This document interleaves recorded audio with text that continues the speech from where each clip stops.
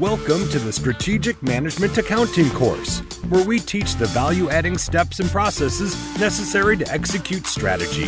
Whether you are just starting up or looking to grow your business, then this course is for you. With your host, Dr. Neil O'Connor.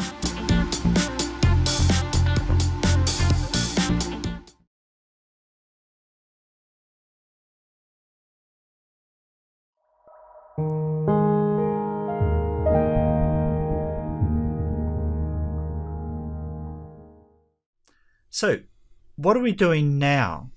Remember, O'Connor talked about strategy. What else did he talk about? Measurement, right? And then he talked about systems thinking. You're thinking, what's this systems thinking about? Not many textbooks talk about systems thinking.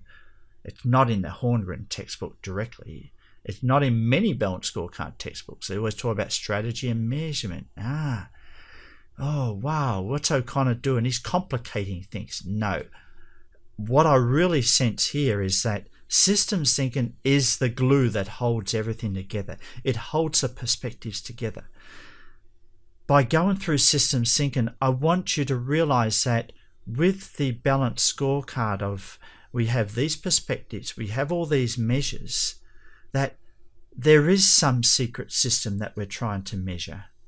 We would never ever find out exactly what that system is because it keeps changing. Why? Because customer preferences change, because competitors change, maybe strategies change, but it's that system that flows through the organization. When you train someone in customer service, then that person goes behind the counter and the following month they're able to increase their sales by 20%. They're able to increase customer satisfaction by 50%.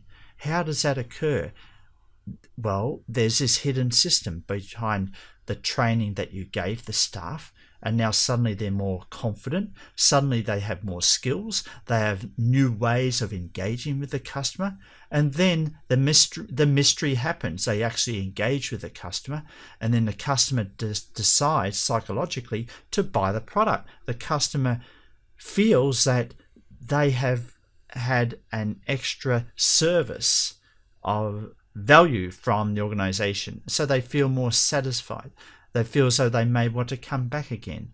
How do we make a connection between that training and the customer purchase? You see what I mean here? And so this is why I want to emphasize in all my teaching of the balanced scorecard, ultimately, at the end of the day, no matter what the strategy, no matter what we measure, there is some system. And don't forget the system. You cannot see it, but you're always trying to make it more visible with a set of measures. You're trying to make it more visible by engaging your employees to try and understand, Mr. Employee, you engaged with a customer this month and suddenly you made 20% more sales. Mr. Employee, your customers are 50% more satisfied than the ones you served in the previous month. How did that occur?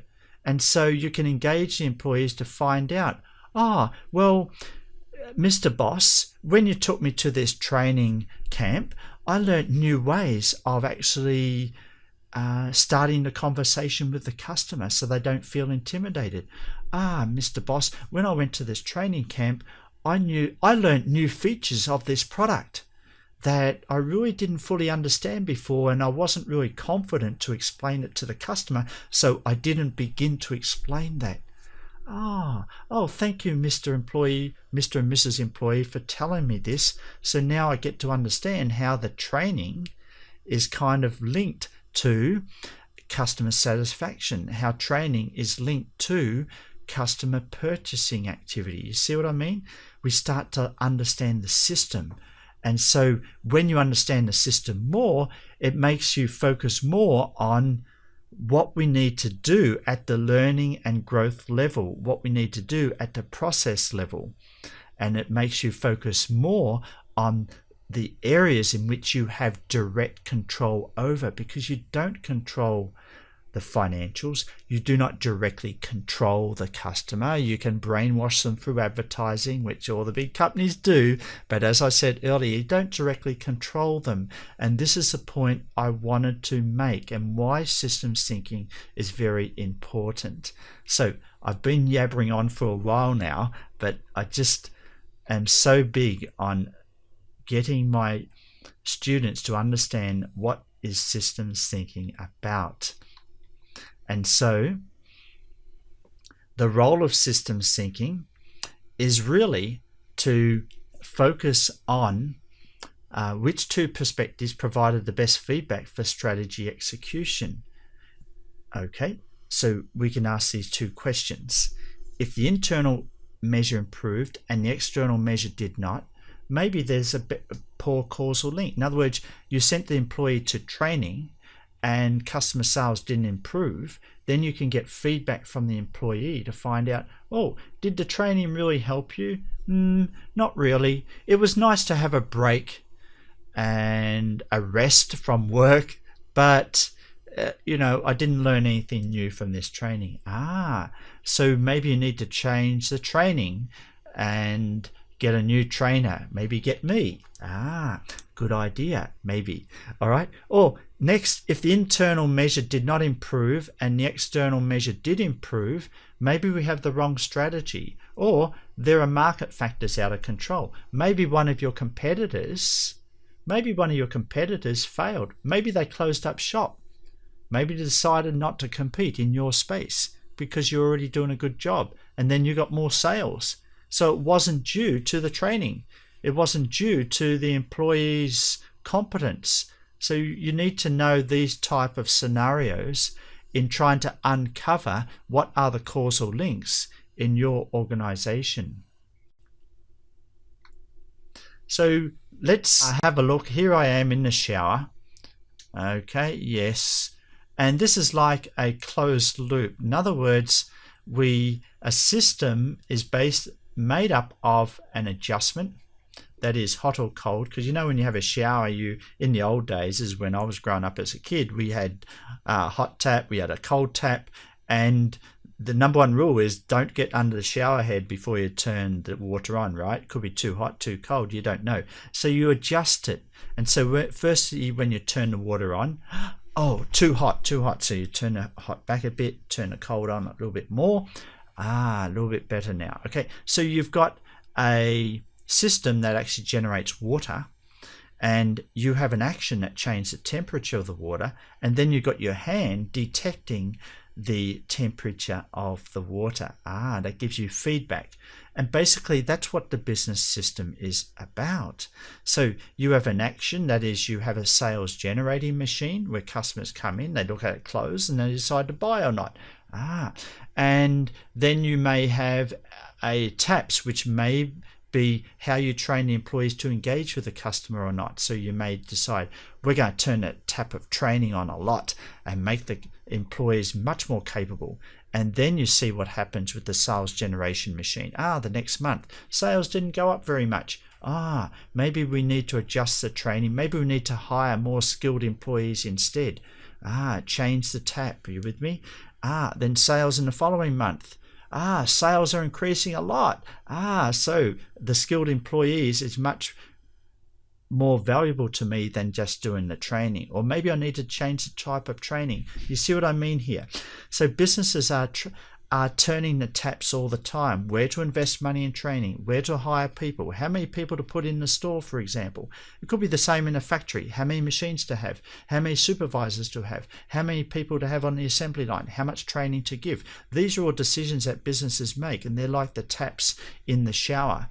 And so the balanced scorecard is kind of giving you feedback every week or every month about how the system is going, because you're putting money and resources into trying different things, and you want that feedback as fast as possible so you can turn off that tap if it's not working. You don't want to have a bad tap on, that is investment in a machine or in training that doesn't work, and you don't want to leave that on for too long, because you waste too much money. All right, you want to turn it off and if it's not working as soon as possible.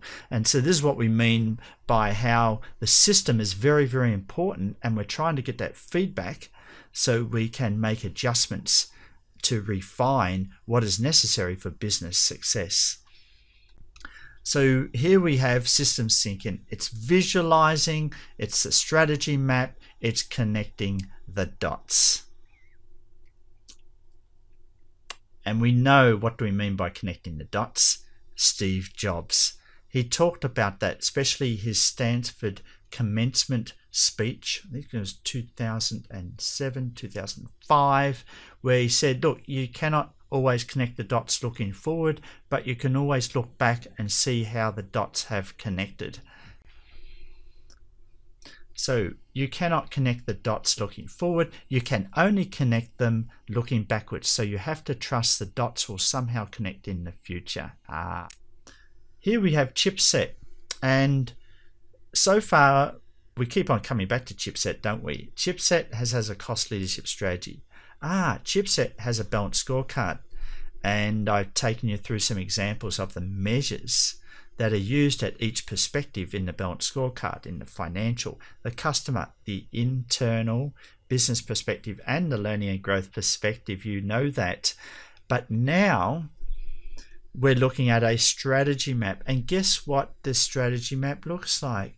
It looks like a systems diagram. It actually looks like a group of circles and arrows, and this is very important for trying to understand what does the system look like in the organization. And so what I do when I go consult, engage an organization thinking about a balanced scorecard is we actually start with a strategy map even before we do measurement, because understanding the system, or what you believe the system to be like, is critical to finding out which measures are going to be relevant for giving us feedback signals at different points of that system.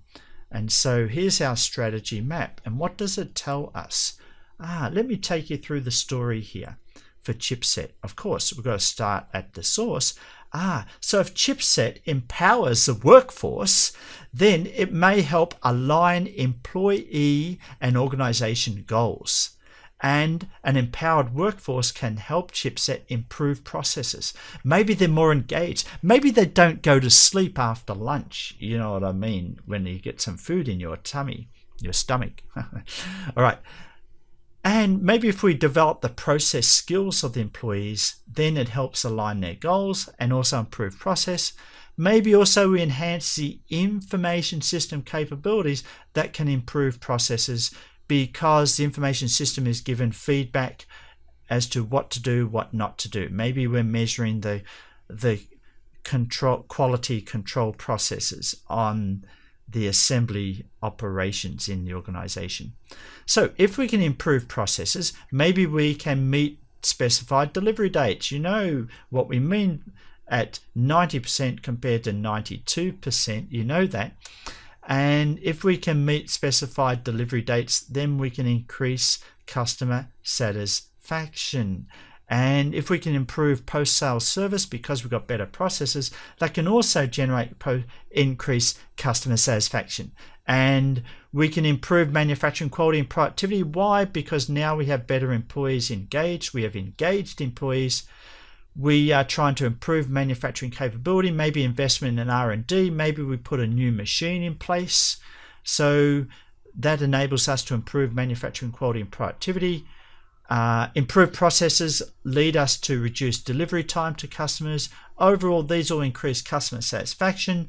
Then that can lead to increased market share, and then we can grow operating income and thereby increase shareholder value. So this is what a strategy map does. It helps to tell the story of chipset's winning strategy, what chipset believes will be their winning strategy, maybe for the next 3 months, for the next 6 months, for the next 12 months. Okay, maybe in 2 years' time the strategy will change, so we need to do another strategy map. But here's how a strategy map works really.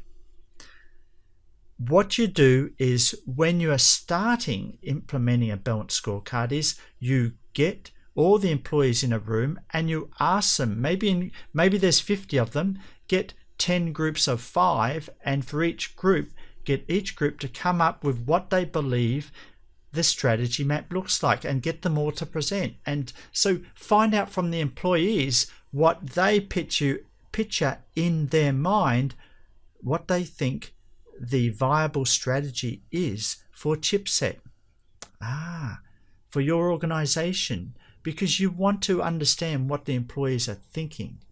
Because if they're thinking something different than what you are, the executive is thinking, the boss, the leader, then you've got a problem. Because it's very easy to come into a meeting and you, the leader, say, here's our strategy now, everyone follow this. And you've got 50 people in the meeting, then you've got 50 different versions of this strategy. And employee number 1 is going to look at this and say, that's pretty close to what I think. I think there's an arrow that goes from here to here. I don't think we can improve processes. I think we can improve our capability. And another employer may say, I don't think the way the company goes about empowering us leads to improved processes, or it doesn't really get us engaged. I think the company's wasting money down here. And employee number 3 is thinking, this new information system, that's creating more headaches than actually helping us improve processes. I'm just going to ignore it. I'm still going to do it my way anyway. When I input data, I'm going to just put it in my way anyway. So if you go into an employee meeting and tell them that this is our strategy map, then you're not going to get an engaged employee mindset in terms of an engaged culture and an aligned culture. This part here, alignment, you're not going to get an alignment. So what I recommend you do, and what I do with the companies I work with, is I get the employer to get the employees to come up with the strategy map and to let them come up with different strategy maps and to explain what they think. In other words, tell me, the boss, tell you, the boss, what is in the employees' minds. And that then begins the basis for change. And real change can only occur when you start with what is in the employees' minds. And then you can understand, why do you think like that, Mr. Employee 1? Mr. Employee 3, I notice you don't see information system linking to anything. Why is that? And they may say, well, I don't like the new system that you're going to put in place. I don't like the way that you have to enter all this data. It slows me down. I didn't know that. Really? Maybe we need to get more feedback from you about how we can make the information system work better. I didn't know this. And so you're going to learn a lot if you get employees to first come up with some kind of strategy map. And you're going to learn a lot. And this is the basis for beginning change in the organization and to begin the basis of the development of a balanced scorecard that is going to be accepted by the employees, because now you started with them participating in the strategy map. So this is your systems thinking. So you're reading me now. Remember I said earlier, many textbooks really don't focus on the strategy map. They don't focus so much on the systems thinking. And this is why the systems thinking is so critical to the implementation of a successful balanced scorecard. Yes, you got strategy. Yes, you got measures, but you really got to start with the system in the organization and the strategy. Measures come last. I hope you get that. All right, let's see what's next on the slides here. All right, so we have a systems thinking example here. I can take you through it in the classroom, but what we do is I ask you, we have 1, 2, 3, 4, 5, 6, and 7 shareholder value, 7 different items. What would you link from starting from the first process to the last process, or the first item to the last item? The last item is going to be shareholder value. Customer buying behavior and customer satisfaction is going to come late in the process. What else? You're going to have selection and staffing. It's likely to come earlier. And then you're going to have some employee added value and satisfaction is going to come after selection and staffing. And so you get the idea here about what would come first, then second, then third, then fourth, and fifth. And we can link these together to create a system. So this is a way of starting from a simple approach, even for a simple, small organization. You can get a group of 10 or 15 employees to just think in terms of a little box diagram like this, and then that can be put forward into something like selection staffing, employee satisfaction, then employee added value. Customer satisfaction leads to customer buying behavior, and then sustained profitability. So there you have it, systems thinking, and a little simple exercise just to cap off that section of the video. The last part, because we have talked about in a previous video strategy, we spent most of this video talking about systems thinking. The last part is measurement. You know this, and that's basically about formalizing different parts of the process or the system in the organization. And so we can come back to Chipset's balanced scorecard and think about the system that we put forward. But now we don't see the processes or the different dynamic states of employee engagement, their satisfaction and what they're doing, or the information system situation. What we see now are measures that correspond to the different parts of the strategy map. And so now, last point is measures come last. And it's better to get the measures wrong than the system wrong. Let me repeat. It's better to get the measures wrong than the system as diagrammed by the strategy map wrong. And why is that? Because it's easy to change a measure. It's much harder to correct or uncover or to realize that you made a mistake with a connection between one objective and another objective. Okay, and it's always easier to have multiple measures of one objective to test which measure is getting at the heart of the objective you are focusing on. So keep that in mind. I won't dwell too much on the actual measures, but just to show you here that here are some examples from Chipset. It's taken from the scorecard. Now we put it into this strategy map, and there you have the measures positioned. We can go back to our Cafe de Coral or Maxim's example with those 7 or 8 attributes that we linked together in a system. Remember, what were they? Selection and staffing, okay, employee satisfaction, employee empowerment, you got customer satisfaction, customer buying behavior, and then profits of the organization and shareholder value. Now I can ask you, of those attributes, which of these measures matter? And I can ask you, okay, how could these fit in to that strategy map I asked you to put together earlier? So here's our strategy map: selection and staffing, employee satisfaction, employee added value, customer satisfaction, customer buying behavior, sustained profitability. Our final step is to say we need to have measures that give us signals about how each of these processes are going. Is that true? Yes. So now for selection and staffing, we can start to measure new hires, education, and work experience. For employee satisfaction, we can start to measure the support that we give employees, how fair we are to the employees, or how we supervise them. In other words, these are kind of like input measures, not actually direct output measures of satisfaction. And then we can start to measure their empowerment, accountability, to make sure that they transfer satisfaction into added value. In other words, these are kind of like focusing feedback measures. Okay, are the employees feeling empowered? Some accountability measures about KPI. Are customers, are they getting recognition from the customers? Customers saying that they did a good job in the fast food business.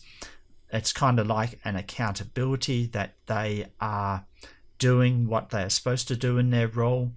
And so this is, if we believe that this is connected to employee added value, then you want to measure those two things. Then we can go to customer satisfaction, about the quality, shopping experience, timeliness, their buying behavior, whether they come back, whether they refer your business to other customers, and the frequency at which they come to your business, sustained profitability, and shareholder value. You see what I mean there? So we have measures of each of these parts, and they can help give us signals about how this system is working, and if it is working. Why would you do that? Well, it may help give you feedback about whether do you invest more in staffing selection, or do you invest more in training? That could be a decision that you make. Do you invest more in making sure that the customers are engaged? Or maybe it's how you supervise the employees. Okay, or maybe it's how you actually change the decor of the shop, because you get feedback from customers that they like the shopping experience, not due to the engagement of the employees. They're very engaged, but also the seating is nice, the painting is nice, there are other parts of the shop that are nice. You see, you won't know that until you start asking questions that are associated with each of these measures. So there is measurement out of SMS. All right, we've had strategy, we had system syncing, and then we got measurement. You know that. All right, so we're closing up this video soon.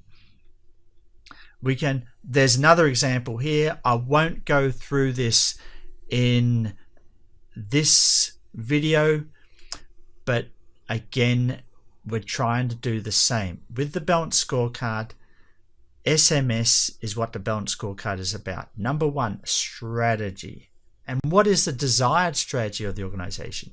Number two, can we convert that strategy into some kind of strategy map and create a system of linkages between employee skills and attitude, whether it's quality food or fast service, or customer loyalty and profit. So there's kind of a linkage there that we want to try and find within your particular organization. And can we kind of draw that linkage? And more importantly, not employer or leader, can you get your employees to draw this linkage?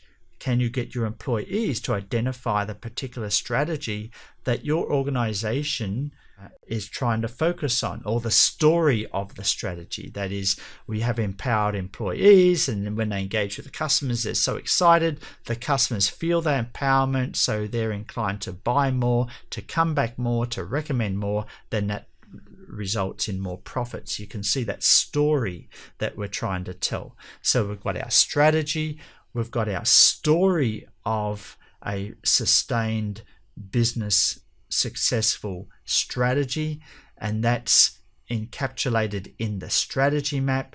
And then finally, we have measures that try to formalize different parts of that strategy map or different parts of that story. So you know how you're going. You know how you're going. You're getting feedback, faster feedback, more on time feedback to make little adjustments at different parts of the strategy map.